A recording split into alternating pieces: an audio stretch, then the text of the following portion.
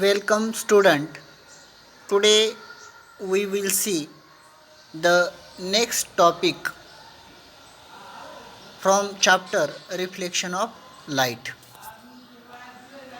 Here in this chapter we will study the different types of the mirror and its types, spherical mirror and images formed by them and magnification due to spherical mirror.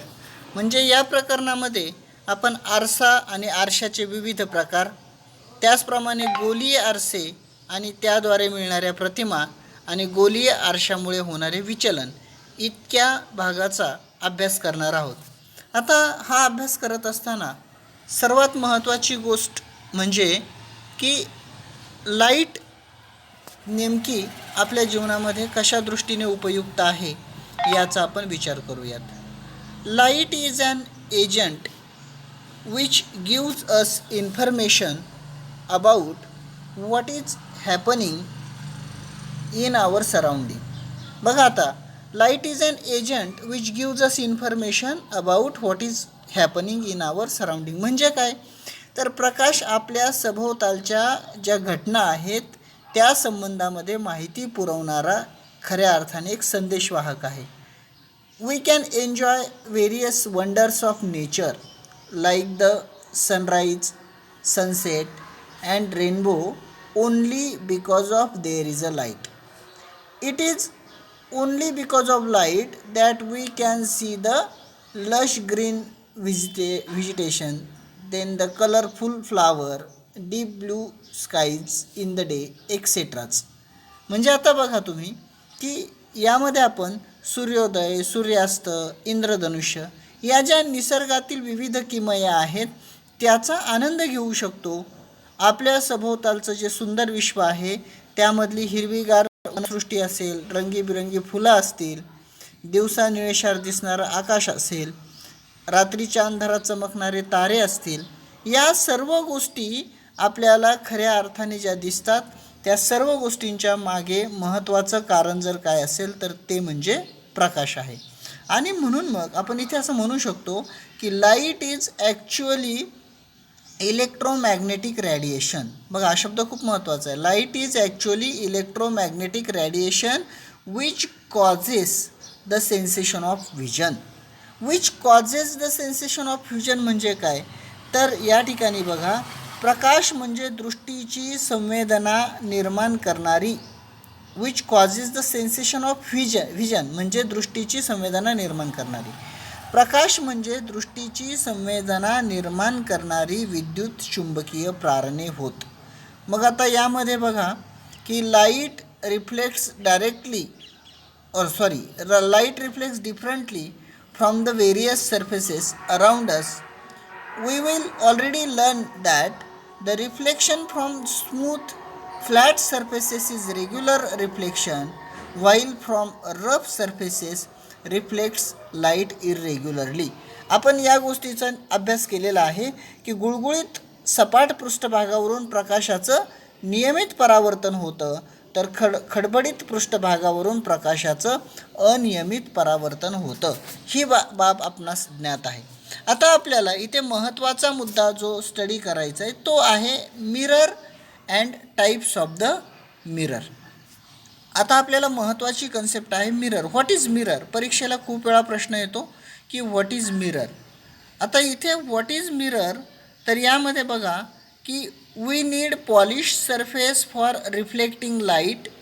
This is because polish surfaces absorbs less light and so maximum light get reflected.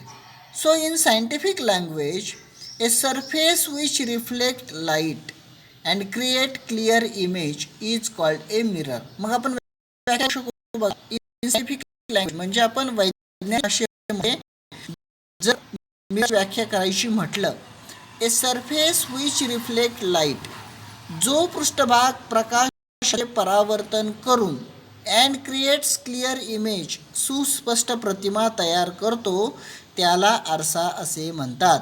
A mirror is reflecting surface. मग यामध्ये असं म्हटलं आहे की ए mirror is reflecting surface. आरसा हा परावर्तनशील पृष्ठभाग आहे.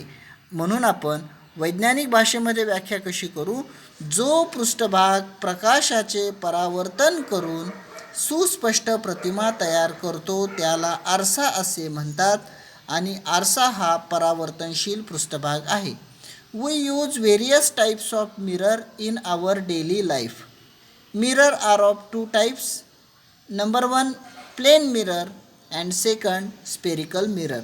आपण दैनंदिन जीवनामध्ये विविध प्रकारच्या आरशाचा वापर करतो.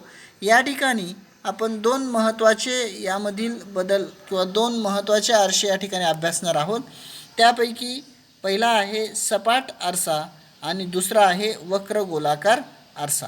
तर यामध्ये आपण पहिला विचार करतो आहोत तो आहे plain मिररचा. A plane mirror are used in various activities in our day-to-day life. A mirror is made by coating the back surface of a flat and smooth glass piece with a thin reflecting film of aluminum or silver. आता परत एकदा व्यवस्थित लक्षात घ्या की a mirror is made by coating the back surface. आरसा कसा बनवतात? सपाट गुळगुळीत काचेच्या मागील पृष्ठभागावर पातळ असा या ठिकाणी ॲल्युमिनियम किंवा चांदीच्या धातूचा परावर्तक लेप देऊन सपाट आरसा तयार होतो. A mirror is made by coating the back surface. Coating the back surface म्हणजे पाठीमागील बाजूला लेप देऊन. A coating the back surface of a flat and smooth glass piece with a thin reflecting film of aluminum or silver to protect this reflecting film and to make that side opaque. Another coat of substance like lead oxide is given over it. म्हणजे यामध्ये बघा की चांदीचा किंवा ॲल्युमिनियमच्या धातूचा परावर्तक लेप दिल्याने सपाट आरसा तयार होतो. परावर्तक पृष्ठभागाची ही जी बाजू आहे ती अपारदर्शक करण्यासाठी आणि पृष्ठभागाला संरक्षण म्हणून धातूच्या परावर्तक लेपावरती लेड ऑक्साईडसारख्या पदार्थाचा लेप पण दिलेला असतो. अशा पद्धतीने आपल्याला या ठिकाणी हा सपाट आरसा जो आहे तो कसा बनवतात त्याविषयी सांगता येऊ शकतं. आता इथे आपल्याला बघा तुमच्या लक्षात येईल की ही आकृती व्यवस्थितपणे ऑब्झर्व करा. We can see a clear image of ourselves when we stand in front of a mirror in our house. To understand how images form in a mirror, let us first consider an image formed by a point source. Light rays travel in all directions from such a source, and several of these rays fall on the mirror, get reflected and reach our eyes. आता बघा मी याचा सविस्तर अर्थ सांगतो. तुम्हाला इथे या आकृतीमध्ये असं लक्षात येते की इन्सिडंट रे आणि रिफ्लेक्टेड रे असे दोन रे या ठिकाणी व्यवस्थितपणे दिसत आहेत. आता इथे काय म्हटलं आहे बघा की we see a clear image of our selves when we stand in front of mirror in our house. म्हणजे घरातील आरशासमोर उभं राहिलं की आरशामध्ये आपल्याला सुस्पष्ट प्रतिमा दिसते. आता इथे असं म्हटलं to understand how image is form in a mirror let us first consider an image form by a point source. म्हणजे या ठिकाणी कशा प्रकारे आरशात प्रतिमा तयार होते हे समजण्यासाठी बिंदू स्त्रोताच्या प्रतिमेचा आपण या ठिकाणी अभ्यास करणार आहोत. आणि मग इथे असं म्हटलं आहे की light rays travel in all direction from such a source. अशा प्रकारच्या बिंदू स्त्रोतापासून प्रकाश किरण जे आहेत ते सर्व दिशांनी प्रवास करतात. म्हणजे या ठिकाणी बिंदू स्त्रोतापासून सर्व दिशांनी प्रकाश किरण निघतात आणि मग हे प्रकाश किरण निघाल्यानंतर several of these rays fall on the mirror. म्हणजे यापैकी काही किरण आरशावरती पडतात आणि मग पुढे several of these rays fall on the mirror get reflected and reach our eyes. म्हणजे काय होतं की आरशावरती पडल्यानंतर ते परावर्तित होतात आणि परावर्तित होऊन पुन्हा ते किरण आपल्या डोळ्यापर्यंत पोहोचतात आणि मग त्यानंतर they appear to be due to the reflection they appear to be coming from a point behind the mirror. आणि मग परावर्तनामुळे हे किरण आरशामागील ज्या बिंदूपासून आल्यासारखे भासतात त्या बिंदूवर बिंदुस्रोताची प्रतिमा तयार होते. The point is the image of the point source. म्हणजे या ठिकाणी आता तुम्ही बघा, in figure 11.2 shows light rays falling perpendicularly on the mirror are reflected back in the perpendicular direction. म्हणजे आता तुम्हाला ही आकृती मी परत एकदा दाखवतो. तुम्ही या आकृतीचं निरीक्षण करा.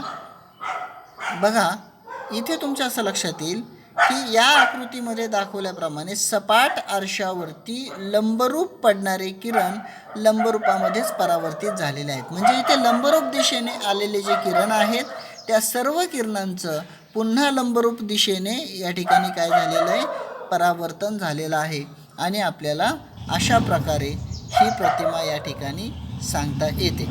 तर आज आपण या ठिकाणी इथेच थांबूयात आणि उद्या सविस्तरपणे बिंदुस्रोतामुळे आरशातील प्रतिमेची निर्मिती कशा प्रकारे होऊ शकते याचा आपण प्रत्यक्ष उदाहरणांच्या सहाय्याने सविस्तरपणे अभ्यास करूयात. आजच्या या तासिकेमध्ये पुनश्च तुम्हा सर्वांचं हार्दिक स्वागत.